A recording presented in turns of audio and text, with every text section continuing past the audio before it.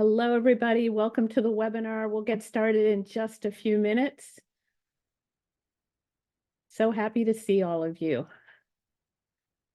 I know some of you are just getting connected to audio. Welcome, welcome. My name is Judy Browse, and I'm the Executive Director of NAAEE. And as you're getting set up, we'd love to hear where you're calling in from. Introduce yourself in the chat if you would, your name and kind of what country you're calling from and where you are so that we can get to know you. We're really, really happy you're here. And this is a really wonderful opportunity for all of you to apply for the E-STEM Awards. This is a wonderful recognition program. It's an opportunity to really recognize amazing individuals and projects that are doing E-STEM work around the world. And we're so thrilled that all of you are here.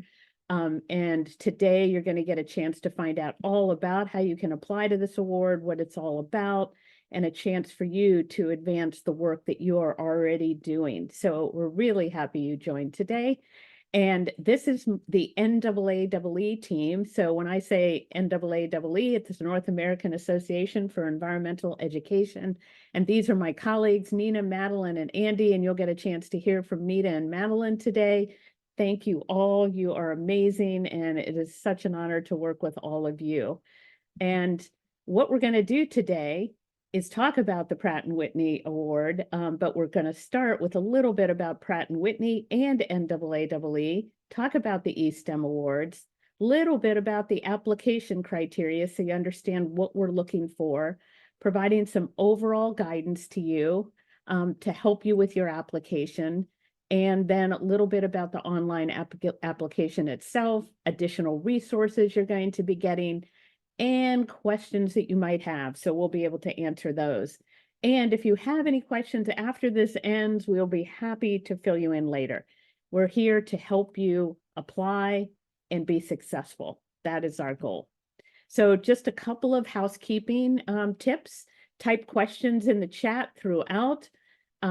If you have any questions as we're going, we need to slow down, just type it in the chat. Please stay muted when you're not speaking. When we get to the questions, you can unmute yourself and just ask your question. We're always happy to repeat or explain or clarify. And just a reminder that there is closed captioning that can help you, and that's the CC. And this webinar will be recorded and shared in case you want to go back and listen to something or miss something. You'll get the slides and you'll get the recording. And for those of you who are new to Zoom, you'll see the CC at the bottom with the toolbar. The toolbar can move, so it could be at the top, and the chat. So those two things can help you throughout this meeting. So again, we're so excited that you are here. And now we're going to find out a little bit more about Pratt Whitney and NAAEE, and it gives me great pleasure to introduce Margot Bailey, who is absolutely amazing. She is the Senior Manager, Corporate Social Responsibility at RTX, and she's going to fill you in a little bit on the work that she does. And thank you, Margot, for making this possible. You are such a wonderful partner. Thank you so much. Thank you, Judy, and thanks for everyone who's interested in this program. We always like to share a little bit more about, this is our third year working with NAAEE for the Global E-STEM Awards, focused in on environmental STEM education. And this is a program that we worked really closely in the infancy with our sustainability office at Pratt Whitney. And we're an engine manufacturing company for airplane engines. I'll talk a little bit more about us, but working closely with our sustainability team that focuses in a little bit more on making our products greener and making it able to connect the world in a way that's more conscious of the environment. And so I'd like to share too a little bit about, why I love this work. Here's a picture of my dog resting on a hike in the White Mountain National Forest. And hiking and being out in nature is something that I really appreciate. I know a lot of you all on this call appreciate, as well as I'm sure a lot of the young people that you work with are increasingly concerned with protecting, which is why we want to harness that passion, connect them with STEM skills to be able to solve environmental challenges in their community. Just one quick slide, and then we'll go into all the questions and answers on the application and more about NAAE. If we can go to the next slide, just sharing a little bit about Pratt Whitney specifically. So Pratt Whitney, as I mentioned, is an airplane engine manufacturer. If you've ever been on an airplane for commercial aviation, you've likely flown on an airplane with Pratt Whitney engines.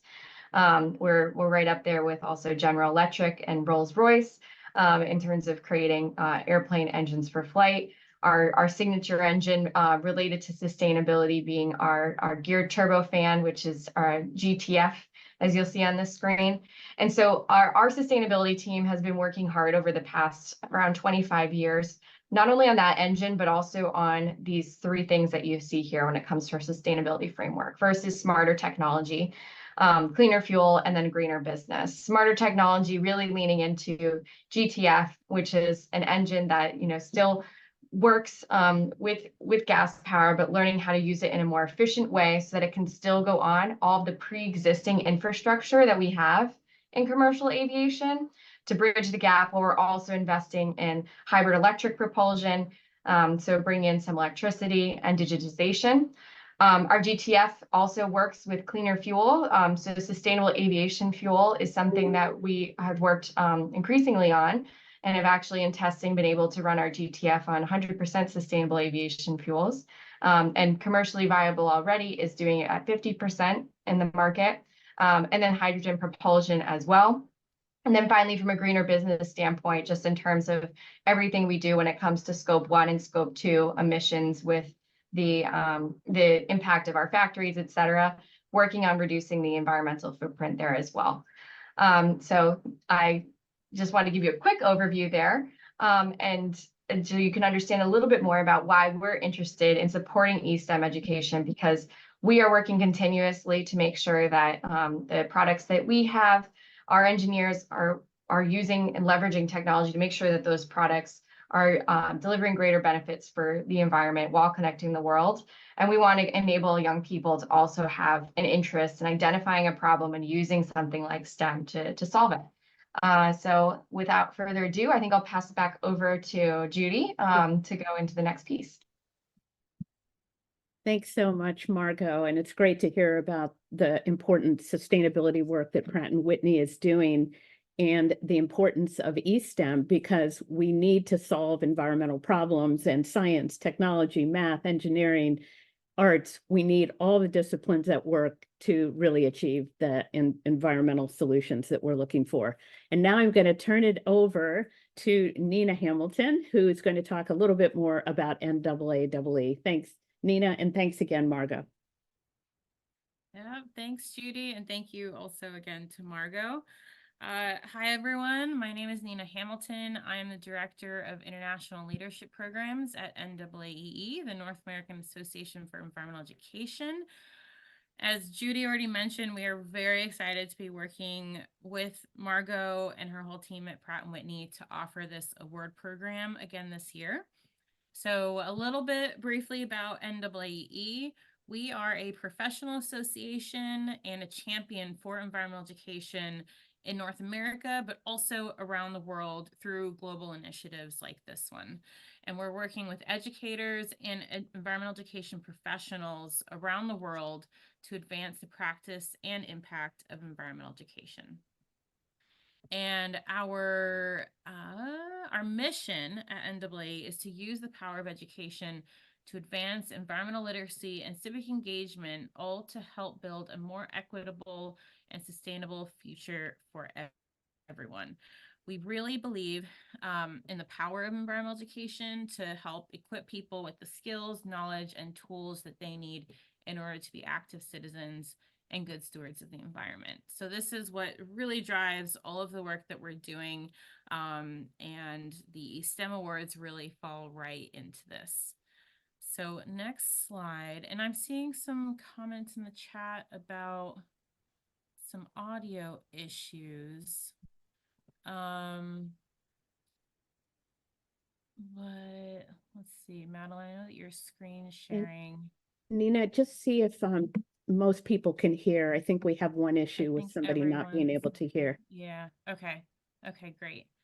All right, thank you, everyone. And we are recording this, so we will be sharing out the recording to this if you're having any issues hearing this live. You can also turn on the captions, and that might help, assuming that I'm talking clearly enough for the captions to work well. All right, so now I'm going to go into a quick overview of the E-STEM Awards. Before we dive into the application, my colleague Madeline here, a little bit later on, will go into a lot of detail about the application, how we'll be scoring your submissions, but we wanted to start with a quick overview. So first off, what do we mean by E-STEM? So the E-STEM Awards support programs that engage students in meaningful STEM learning experience. So STEM is science, technology, engineering, and math.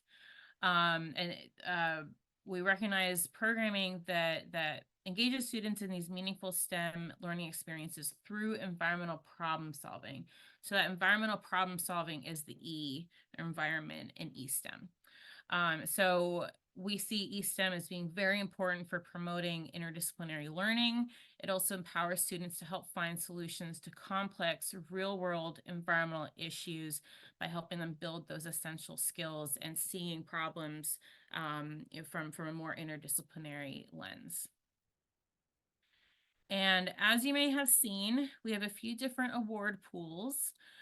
We have the innovation grants, which support organizations that are implementing a new E-STEM program or they're enhancing existing programming.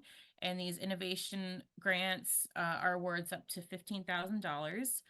Excellence prizes specifically recognize organizations that have demonstrated excellence in E-STEM by demonstrating positive outcomes from their past or their ongoing E-STEM programming. And excellence prizes provide up to $50,000 US. And we will talk in the application about how you might discern between the two of these. We also have the Sustainable Transportation Grant, which will be awarded to one organization whose proposed project focuses on sustainable aviation or transportation. And so these are the three pools. And all of these awards are to support proposed work for the upcoming year. So those could be completely new initiatives, or they could be expansions or enhancements of your ongoing work. And this year we have one application form that covers all of these. So if you've applied in the past, you will see that it might look a little bit different. So anyone that applies through the one application form will be considered for all of these based on the qualifications that you describe in your submission. And we'll go through that a little bit more in a few minutes. So who is eligible? So our key eligibility is that you are a nonprofit organization under your country's laws. That would be 501c3 in the US, but this would be different if you're outside the US. And in the application, we ask for proof of your organization's nonprofit status. You can apply from anywhere in the world except any with those under current US sanctions. Feel free to reach out if you have any questions about that. You must have an active bank account that can receive electronic funds in USD so that we can get you the award funding. Your programs must work with students ages 11 to 22. You don't have to be reaching students across that whole age range, but some of your audience should fall within that group. Grants have to be, or your projects, whether you get awarded a grant or a prize, have to be implemented between December 2024 and October of next year. And at this time, we can only accept submissions in English. All right, so what are we looking for in your submission? So in addition to the eligibility criteria that I just mentioned, we do have a few key elements that we're looking for across all of the submissions. So and all of these are outlined in our request for proposals, which is on our website. I really encourage you to take a really close look at that. We are just giving you the highlights here, but that document provides everything that you will need, and you'll find it on our website. So the key elements are that you must engage students in one or more of the STEM topics. So that's science, technology, engineering, or math. And you can be engaging students in more than one, but at least you have to demonstrate that you're engaging them in at least one. There must be an action component. So you have to show how the students that you're working with are being empowered to take action using what they're learning through your programming, because we see action as being a critical piece to education. Your programming must also include real-world student-directed environmental problem solving, and you should incorporate one or more of the following key themes that we have for the E-STEM Awards. So that is engaging students around climate change solutions, sustainable energy, or sustainable transportation. And again, we'll encourage you to look at the request for proposals that goes into this in a little bit more detail. All right, a few other key items. We're also looking for submissions that promote creative solutions and teamwork among students, for programs that involve STEM learning and environmental literacy, and also programs that emphasize the skills needed for students to pursue environmental careers. And we have a great resource linked in the RFP, the request for proposals. I encourage you to take a look. You don't have to draw skills just from that document, but it is a really great resource, a great framework to help you in thinking about how your programming could be helping to set these students up for environmental careers. All right. A few other things that we look for, but they're not required. We do give preference to submissions to proposals that incorporate these. One is programs that are working with underrepresented audiences in STEM, and that can be as defined in your region. We recognize that underrepresentation means something different in each country and each culture. So you will have space in your submission and your proposal to explain which underrepresented audiences you're working with. And we're also we give preference to programs that leverage partnerships. So whether you're partnering with other organizations, schools, government agencies, community groups, any partnerships that show how you are leveraging that collaboration to enhance your programming. All right, so a few important details. Timeline. So submissions this year are due July 8th, and that is by 11:59 p.m. US Eastern Time. I encourage you to do a quick time zone converter just to make sure that you have the correct time in your local time zone. All applications must be submitted through our online form, and we'll go through that in a few minutes. We plan to notify everyone whether you've received an award or not by this fall. So that would be probably September, October. That's fall and US seasons. And then the grant period or the award period, so when you would start your work funded by the E-STEM Awards, would be from December of this year through October of next year.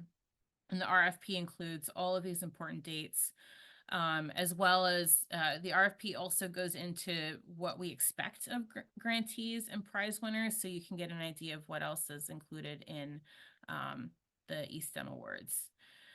So yeah, please, I can't emphasize this enough. Make sure that you read through this very closely. It includes a lot of the information that my colleague is going to go through next about our evaluation criteria. This should be your go-to document as you're working on your proposal.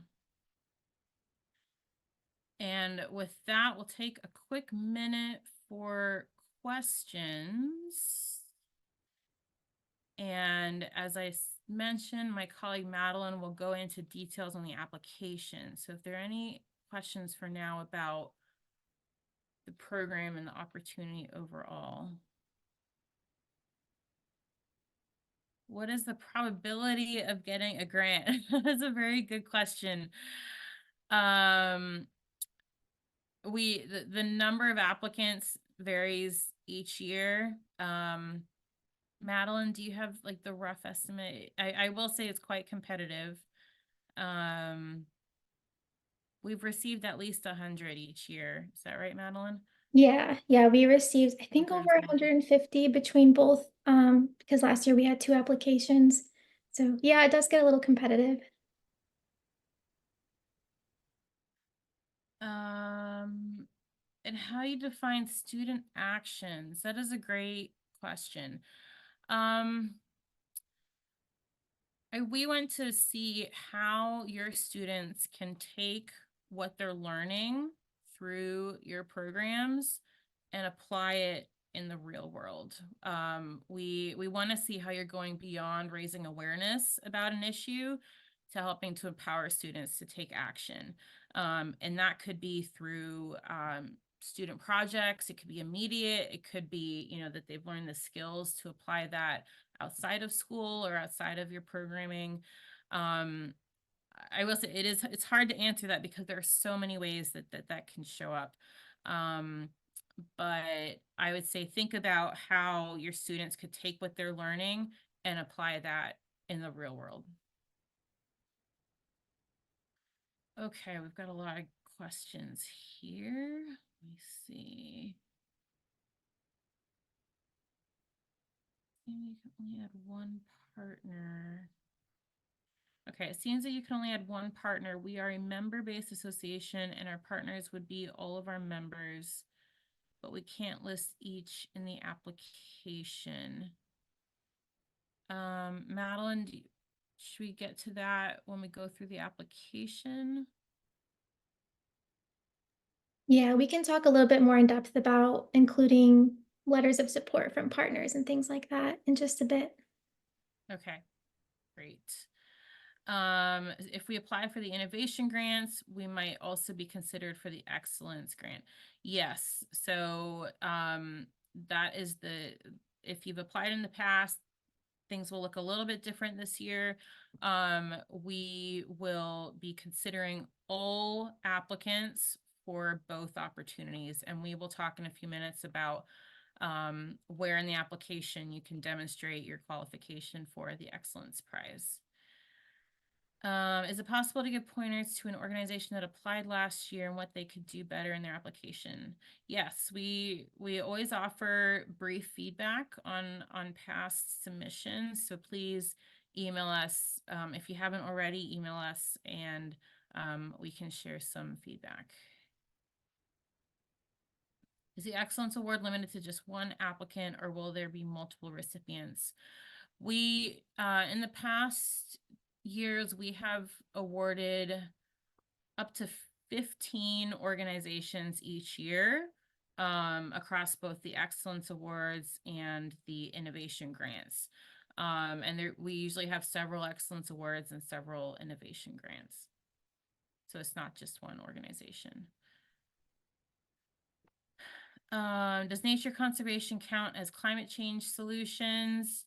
You know, a lot of environmental issues today are interconnected. I think a lot of us recognize that, and we recognize that.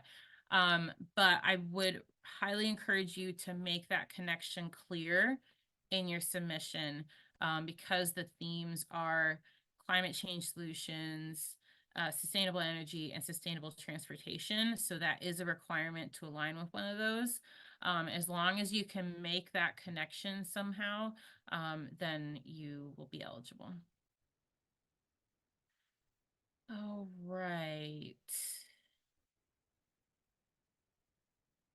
So can you say a little bit about the distinction between an award and a grant program and the extent to which one's previous accomplishments are key as opposed to what is proposed? So Madeline, I will leave that to your section because I think you will be getting into that and it might be easier to see it once we get into the application itself. Great questions, everyone. All right, with that, I will turn it over to Madeline and keep your questions coming.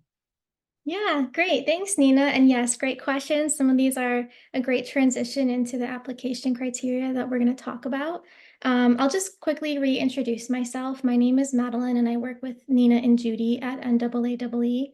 And I'm going to talk through some of the application criteria. I'll highlight a few of the key criteria and a few overall recommendations and advice.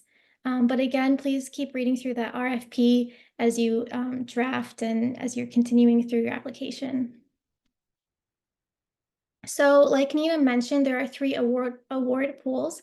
Unlike previous years where we had 2 different applications, this year we only have 1 application.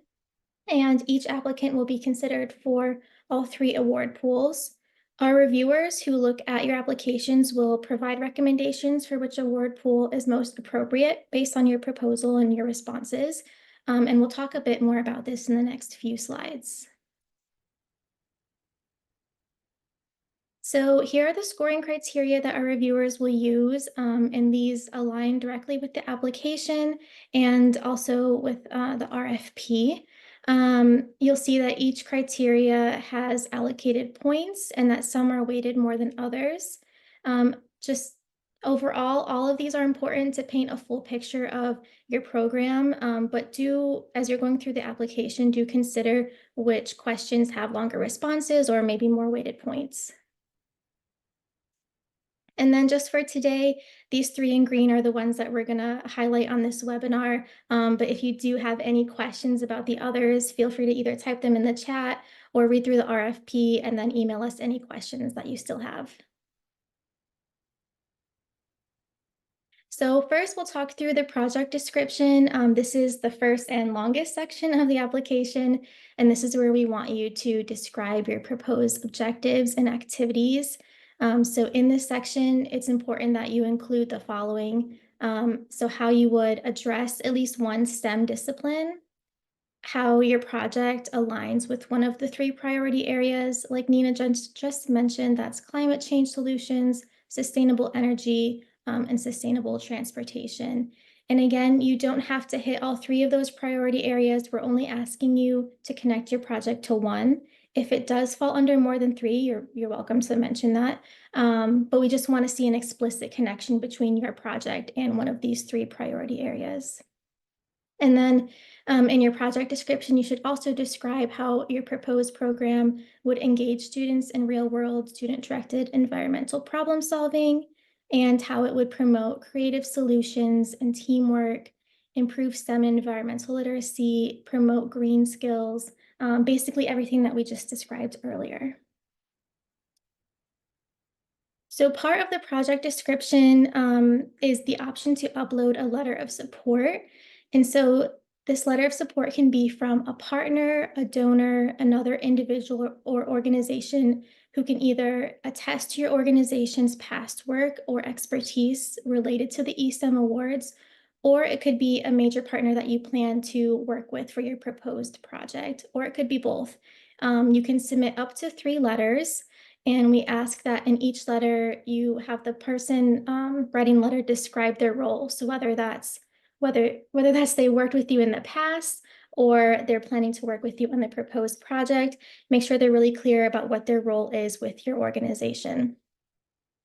There are more details in the online application about what to include in the letter, including some logistical things like some contact information we need and a signature. So please take a look at the online application before you do request your letters from partners. And again, these are optional. You don't have to have these to be considered, but we do highly recommend them, and they're very helpful for us to understand the full scope of your project. A second criteria I wanted to talk through today is organizational capacity. So this section of the application is where reviewers will look closely at your past E-STEM programming experience or similar relevant experience. And here we encourage you to detail any experiences you have administering a similar program to the one that you're proposing, or if you have any experience with E-STEM programming in the past, this would be a great place to describe that. So some things that we would love for you to include when you're describing your past experience is your past programming audience and any activities they were engaged in, any outcomes of those activities, any impacts that you've demonstrated that have had on your audience, and especially if you've demonstrated excellence in E-STEM programming specifically, this part of the application is a great opportunity to showcase those successes, and this would make you a competitive candidate for the Excellence Prize. So this is where reviewers can really understand your past experiences and how that might relate to the E-STEM Excellence Prize specifically. And in this section, we also like brief biographies of the project managers for your proposed project.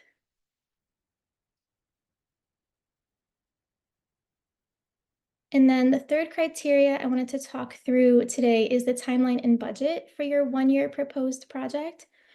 So first, you'll need to download the timeline and budget document, and that is in our online application. So if you go to the application in Submittable, which we'll share the link with you for that, you go down to question 8.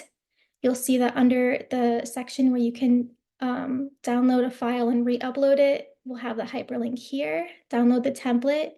This takes you to an online document that you'll download. It's an Excel spreadsheet, and it has 3 tabs. One has instructions, a tab for a timeline, and a tab for a budget. When you're ready, you've already filled that out, you can re-upload it to the online application here. So in the timeline tab, we include a one-line example of how you can fill out the timeline template, including key activities and marking off the months they'll take place. So you'll see in the left-hand column here, you can put all of your key activities, and then you might mark through when in the grant period they'll occur. For the timeline, we ask that you focus on major events, milestones, activities, or products.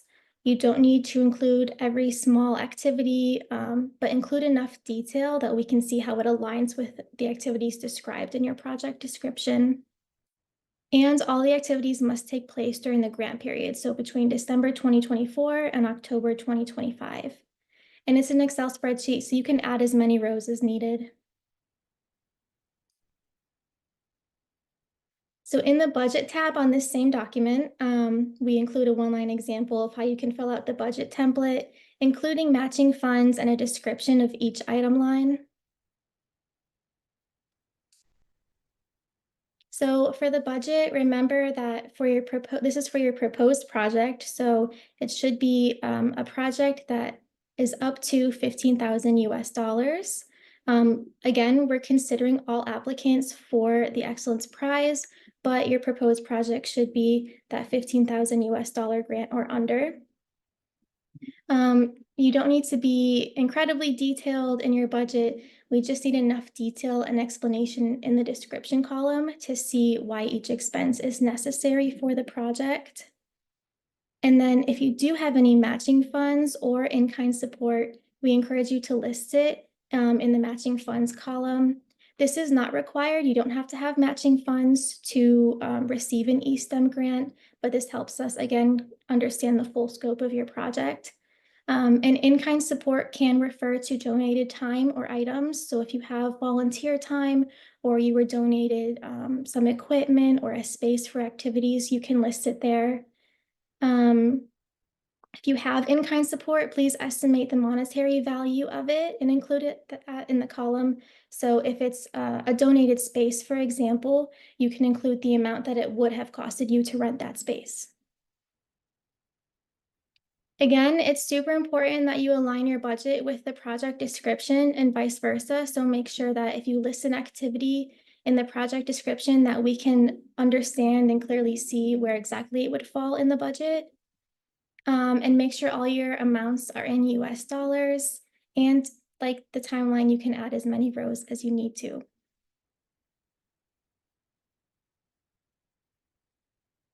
And then just some overall advice based on past applicants and comments from our reviewers. I know I've mentioned this over and over, but really make sure you clearly align all parts of your application. Make sure the activities in one section clearly match through the descriptions in the other sections of the application. Make sure you're really explicit about including all the required E-STEM elements. So like Nina just mentioned with the conservation question, I know a lot of us can see the connections, like how it directly connects to climate change, but make sure that you make that very clear for reviewers that if this program is a conservation focus or anything similar, how exactly it is connected to that grant priority. And then include as much detail as possible using the word count as a guide. So some parts or some responses of the application have a higher word count than others. Feel free to take up that full space as needed. And then like we keep mentioning, please read through the RFP. It does really have all the info that you'll need to succeed in the application. It has the exact criteria that our reviewers will use to score your applications, and you can use it as a guide or a checklist as you apply. Okay, I think I'm seeing some more questions, so I'm going to pause here. Just look through the chat a little bit. And Nina, if there's any you want to shout out, go for it. Yeah, so I've been answering some of these, and just backtracking a little bit, but the question about student actions in our RFP, we actually go into we give quite a few examples of what taking action can look like. So that's in page 3 of the request for proposals. And yes, we are going to be sharing the recording and slides by the end of the week is usually what we aim for. Matthew, could you clarify your question about members, if you're referring to members of NAAE or what membership you're referring to? Okay, no, you do not need to be NAAE members to anyone, regardless of whether you are members or not of our organization, you are welcome to apply. Yes. All right, Madeline, I'll turn it back to you. Cynthia had a question about budget and timelines. Or would it help if I read these out? Probably. Oh no, I can see it now. So is it possible to fit each budget timeline to be listed under each project objective to show the alignment, or would you like the budget timeline to just be listed?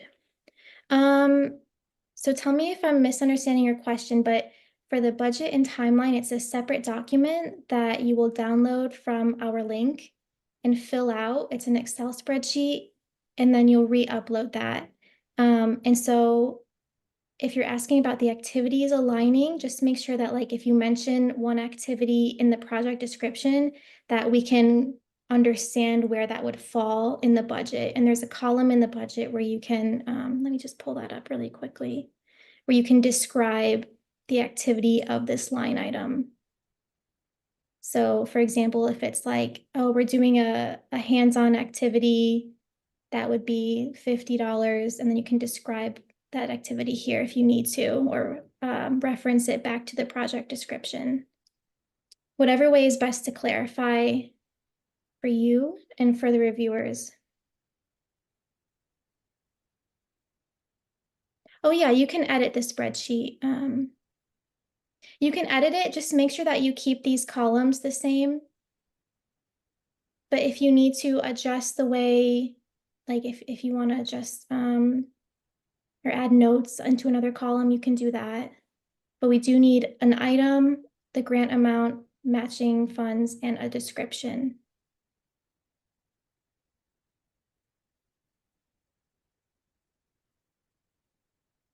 Okay, let's see. Had one question up here. Can we include links to our website in the application to help demonstrate student success? Yeah, for organizational capacity, there is a section where you can add, I think it's up to 3 links. Just make sure if you're sharing like a Google Drive link or something that we have access to it, because sometimes that's a roadblock for our reviewers. So make sure whatever you share with links, there's no like paywall, or there is full access to it.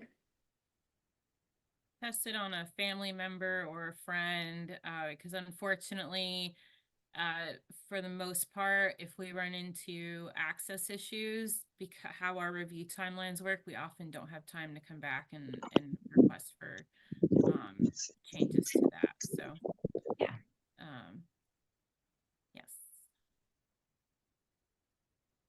Okay, and then I have another question. Are there limits to how much of the budget can be for project management or salaries?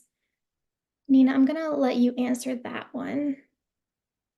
Yeah, good question. So we don't have any limits or restrictions in our request for proposals, or we don't have anything that yeah, any guidance on that we provide, or any limitations. So you're welcome to propose what you need for your program. And sometimes based on the amount that we end up awarding, because we do say it's up to 15,000 or up to 50,000. Sometimes we do go back and forth, and we'll have a discussion with you, but no, there are no limits to how much can be for salaries or anything else.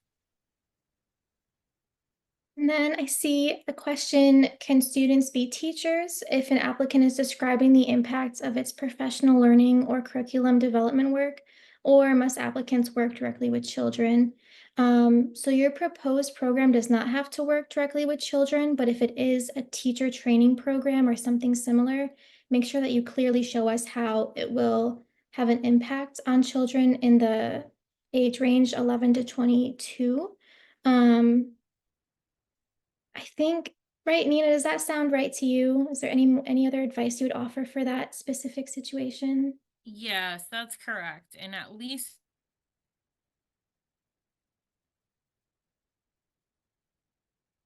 cater professional development. And they were able to, oh, I don't know if my connection. Yeah, sorry, I think you just cut off. If you could repeat. Okay, yes. We do have one current grantee awardee that works on educator professional development, but they were able to clearly show how the professional development that they provide ultimately benefits the target audience. So you just have to make that connection very clear in your submission.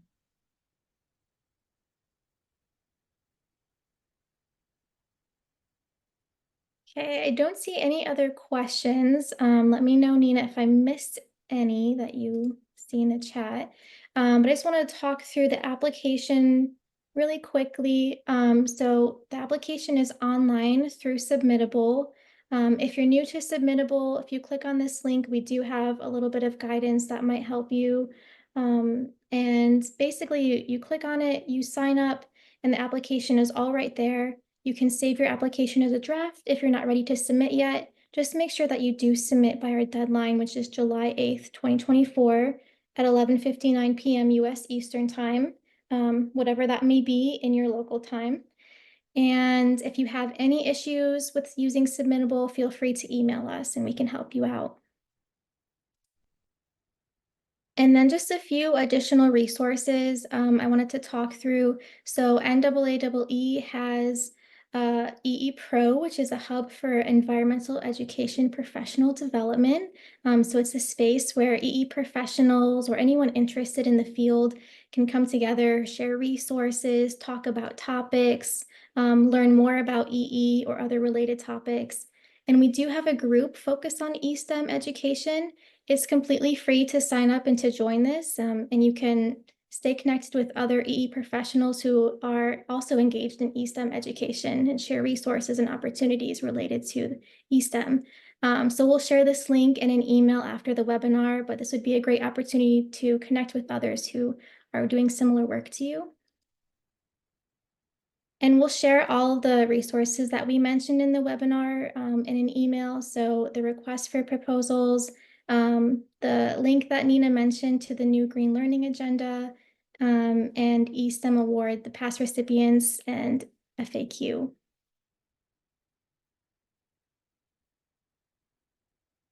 Again, you can contact us here if you have any questions that we didn't answer today. If you do still have questions, we have some time, so you can stick around and we'll answer them. But we're very excited to read all of your submissions soon. And thank you so much for joining us today.